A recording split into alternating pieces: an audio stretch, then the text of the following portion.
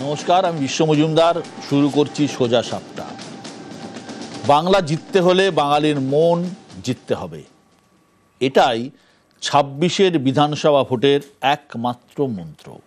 দুর্গাপুরের মঞ্চে তাই নরেন্দ্র মোদীর মুখে বাঙালি অস্মিতার কথা, মা দুর্গা, মা কালীর কথা, বিধানচন্দ্র রায়, দ্বারকানাথ ঠাকুরের কথা। মোদী বাংলায় এলেন, বাংলায় কথাও বললেন। মোদীর দাবি, যেখানে বিজেপির সরকার সেখানেই বাংলার সম্মান, বাঙালির সম্মান। বাঙালি আবেগে শান দিয়ে কদিন আগেই পথে নেমেছেন মমতা বন্দ্যোপাধ্যায়। অভিযোগ করেছেন, যেখানেই বিজেপির সরকার সেখানেই হেনস্থা করা হচ্ছে বাংলার পরিযায়ী শ্রমিকদের। বাংলা বললেই বাংলাদেশি বলে দাগিয়ে দেওয়া হচ্ছে। কাউকে বাংলাদেশে পাঠানো হচ্ছে, কাউকে পাঠানো হচ্ছে ডিটেনশন ক্যাম্পে।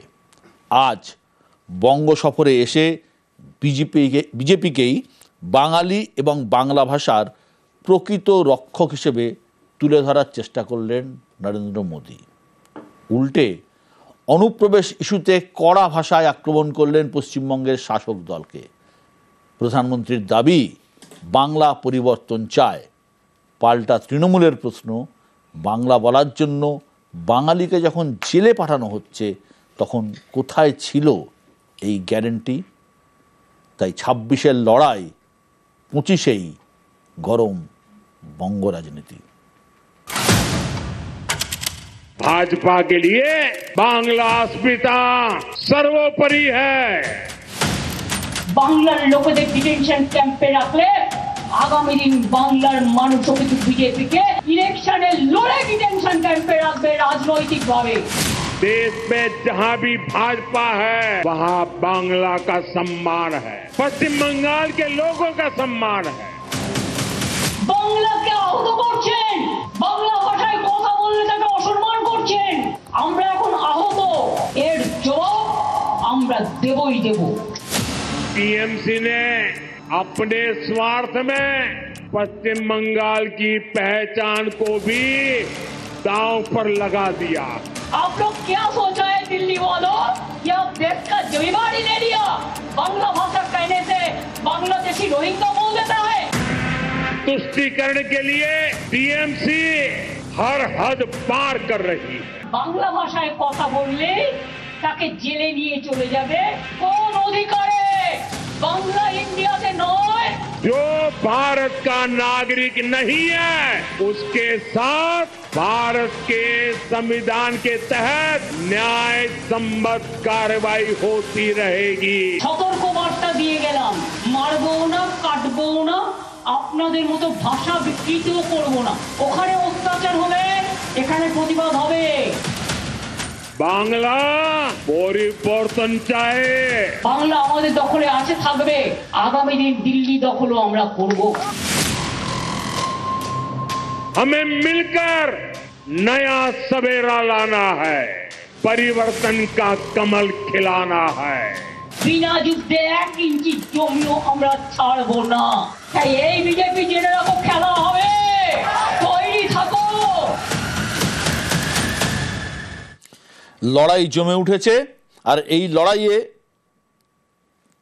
কি নতিজা, কি ফলাফল, তা আগামী দিনই বলবে।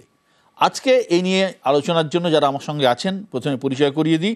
আমার একদম বাঁদিকে রয়েছেন বিশিষ্ট রাজনৈতিক বিশ্লেষক দেবাশিস ঘোষ। দেবাশিসবাবু, আপনাকে স্বাগত। পাশে রয়েছেন বিশ্বজিৎ দাস, উনিও রাজনৈতিক বিশ্লেষক। তার পাশে রয়েছেন কনিকা ঘোষ বোস, সিপিআইএমের পক্ষে। পাশেই রয়েছেন অভিষেক বন্দ্যোপাধ্যায়, কংগ্রেসের পক্ষে।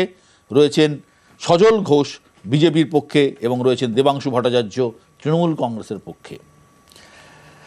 আমি প্রথমে আসব সজলের কাছে। সজল, আজকে প্রধানমন্ত্রীর ভাষণে বাঙালি অস্মিতার কথা, যে হাতিয়ার মমতা বন্দ্যোপাধ্যায় করছেন এবং যে হাতিয়ার বাঙালি, গতবার আমরা দেখেছি যে ২১-এর বিধানসভা নির্বাচনে বাংলার নিজের মেয়েকেই চায়, এই স্লোগান দিয়েছিল তৃণমূল কংগ্রেস। এবং এবারও কিন্তু মমতা বন্দ্যোপাধ্যায়, তৃণমূল কংগ্রেস এই বাংলার পরিযায়ী শ্রমিক, বাংলাভাষীদের উপর অত্যাচার, সেটাকেই কিন্তু ইস্যু করতে চলেছে। প্রধানমন্ত্রী এসে সেই বাংলাকেই এবং বাঙালির অস্মিতাকেই ইস্যু করতে চাইছেন। এটা তো খুব স্বাভাবিক ব্যাপার। দেখুন, বাংলায় দাঁড়িয়ে আপনি মমতা ব্যানার্জি অবশ্য বলেন বাংলায় দাঁড়িয়ে রোহিঙ্গাদের কথা, বাংলায় দাঁড়িয়ে বাংলাদেশিদের কথা উনি বলতে পারেন, কিন্তু সাধারণভাবে আপনি দেখতে গেলে বাংলায় দাঁড়িয়ে যে কোনো রাজনৈতিক দল naturally local issue, local sentiment তাকেই তুলে ধরার চেষ্টা করবেন।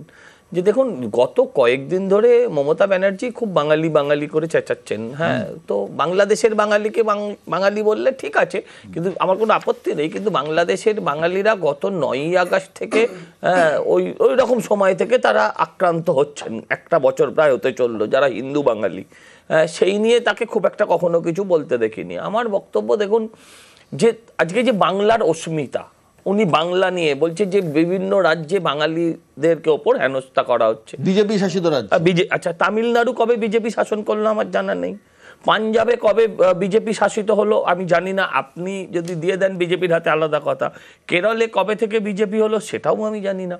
কিন্তু দেখুন, আমার পরিষ্কার কথা, আমি ওই লাইনে হাঁটছি না, আমি বলছি বলুন সারদার চুরি কে করেছে, বাঙালি করেছে না পাঞ্জাবি করেছে? আচ্ছা, সারদায় প্রতারিত কারা হয়েছে, বাঙালি হয়েছে না বেহারি হয়েছে? আপনি আমাকে বলুন, যে মেয়েটা অভয়া, যার চোখ দিয়ে রক্ত বেরোলো আর তার মায়ের চোখের জল, দুটোই তো বাংলার ছিল।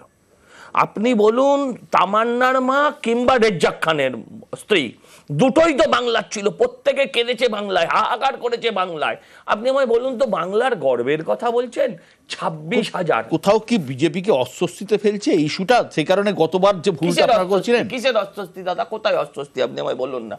আপনি আমাকে বলুন কাদের বাঙালি বলা হচ্ছে, কাদেরকে বাঙালি বলা হচ্ছে? আপনি দেখান কটা বাঙালি ধরে নিয়ে এসে, যে বাঙালিকে তারা করছে, অত্যাচার করছে। 2-4টে ধরুন কোথাও সমস্যা হতে পারে, পেরিয়ে নিচ্ছে, সেই আমার গভর্নমেন্টই।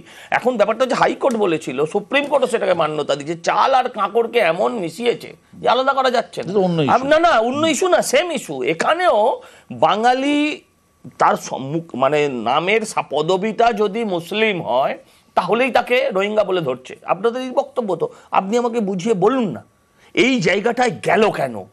আজকে যারা ধরছে তাদের সবচেয়ে বড়, যারা সবচেয়ে বেশি এই অভিযানটা চালাচ্ছে সেটা তামিলনাড়ু সরকার।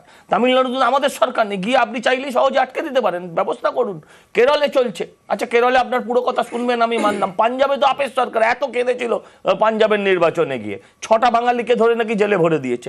এই যে প্রবলেম দেখুন, ওড়িশা, দিল্লি আছে তো, সারা ভারতবর্ষে আছে। আমি তার মধ্যে 3-4টে আপনাকে বললাম, আপনি বললেন না রাজস্থান, উত্তরপ্রদেশ, এগুলো তো বেশি হচ্ছে। না, বেশি হচ্ছে। আপনি কি করে গুনলেছেন? আমি তো সেরকম তথ্য পাইনি বেশি হয়েছে। যেখানে ধরা পড়ছে সেখান থেকে সরানো হচ্ছে।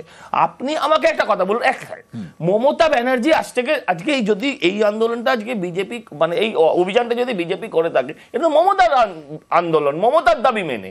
মমতা বন্দ্যোপাধ্যায় গত ফেব্রুয়ারি মাসে হবে বোধহয়, ফেব্রুয়ারি-মার্চ মাসে তিনি ইন্ডোর স্টেডিয়ামে দেখিয়েছিলেন, এই দেখো এপিকে গন্ডগোল, মাসটা গন্ডগোল হতে পারে আমার, এপিকে গন্ডগোল বলে ইন্ডোর স্টেডিয়ামে দেখিয়েছিলেন। কিন্তু আমরা সেই দাবি নিয়ে করছি। এই মমতা ব্যানার্জি স্পিকারের মুখে কাগজ চড়েছিলেন, এই মমতা ব্যানার্জি বলেছিলেন অনুপ্রবেশকারীরা বড় ভয়ঙ্কর, টেররিস্টদের আকড়া হয়ে গেছে পশ্চিমবঙ্গ, সেই লাইনেই তো চলছে এখন।